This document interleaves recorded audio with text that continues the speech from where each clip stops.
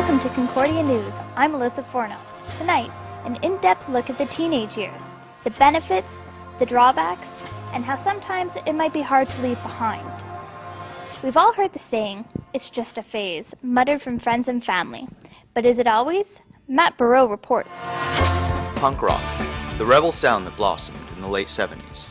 The music of a generation proudly panicking mothers and scandalizing society. As the kids from the scene grew older, they showed the world that despite gray hair, their attitude hasn't changed. Kurt Gove was a key player in the East Coast punk scene. For the lead guitarist for LES Stitches, punk was never a phase. I just sort of snowballed. Just couldn't let it go and just kept going. Just winding up with Lower East Side Stitches, US Bombs, Radix, whatever. Just kept going. Infectious disease that it is.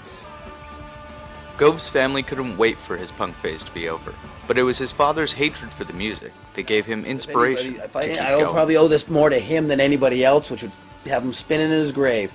It's because, you know, he hated it, but it just probably made me love it more. I don't see it ending anytime soon unless they come up with a cure for punk rock. Something they're going to inject in you and get it out of your system.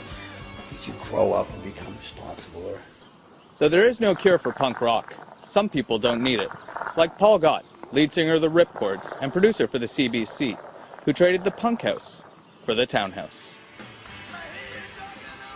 Gott managed to keep his commitment to punk rock despite growing up and getting a job. People, when they go into a job, they negotiate salary, they negotiate vacation. I just kind of go in and say, no dress code.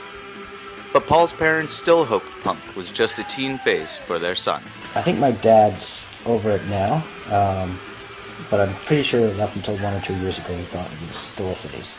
So it was like shoulder pads for girls, or rollerblades, or roller skates. So I never thought of it that way. I always thought of punk rock as being like the real successor to rock and roll. What begins as a phase is sometimes woven into the fabric of who we are. It's not always something people grow out of, but rather grow into. For Concordia University Television, I'm Matt Burrow. Pauline Marois and the Parti Québécois want to lower the voting age by 2 years. Anna Haywood has more. Young Quebecers have a bad reputation for not going to the polls. But now, the Parti Québécois wants to lower the voting age by 2 years. Bernard Rundy doesn't understand why. He works for a politically neutral organization called Apathy is Boring. One of their goals is to get youth involved in politics. Rundy says this change won't help political apathy amongst youth. All I would say is it's not necessarily a silver bullet. People who make the argument that it'll solve the problem of youth disengagement is whether the voting age is 16 or 18, or it used to be 21, isn't going to ultimately solve that problem. It's really about engaging with people in a genuine way. 2008 was Quebec's last provincial election. 90% of people 55 and over turned out to vote, but only half of young Quebecers marked an X on their ballots. Guy Lachapelle says the youth just aren't interested. He says nowadays people are too individualistic. I think we move in a society now that people are simply thinking about their own individual well-being, and there's less and less collective views of society. I think that's a problem. But Redney argues it's the political party's fault. He says they need to connect with young people. And it's often easier to say, well, youth just don't care, there's something wrong with them, than to say, well, maybe the process needs to be changed slightly, or the way that we reach out to people needs to change. Lachapelle says lowering the voting age isn't a new concept. In 1992, federal politicians seriously considered allowing 16-year-olds to vote. For Concordia University Television, I'm Anna Haywood. Everyone knows that being a teenager can be hard. Ali Pinckney has a creative way to deal with teenage angst. Corey Poole has more.